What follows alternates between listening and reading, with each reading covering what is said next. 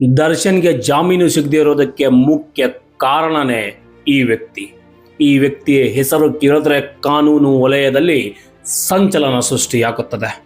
ಇವರೊಬ್ಬರು special public prosecutor, ಅಂದರೆ ಸರ್ಕಾರದ ಪರವಾಗಿ ಕೋರ್ಟ್ನಲ್ಲಿ ವಾದಿಸುವಂತಹ ಸರ್ಕಾರಿ ವಕೀಲರು.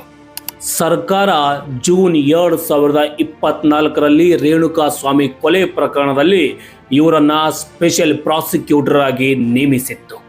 ದರ್ಶನ್ ಅಂಡ್ ಗ್ಯಾಂಗ್ಗೆ ಮೊದಲಿಗೆ ನಡುಕ ಹುಟ್ಟಿದ್ದೆ ಇಲ್ಲಿಂದ.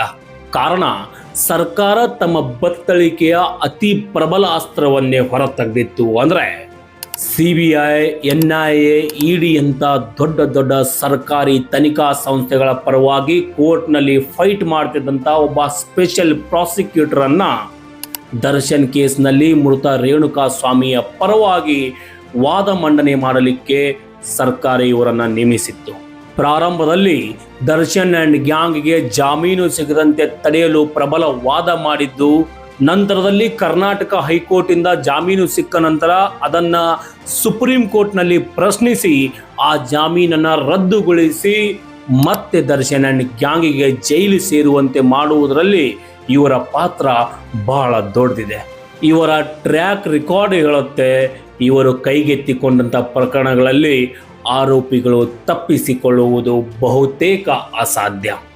ಇಷ್ಟು ಚಾಣಾಕ್ಷವುಳ್ಳ ಸರ್ಕಾರದ ಪ್ರಬಲ ಅಸ್ತ್ರವಾಗಿ ಕೆಲಸ ಮಾಡುವಂಥ ಈ ವ್ಯಕ್ತಿಯ ಹೆಸರು P.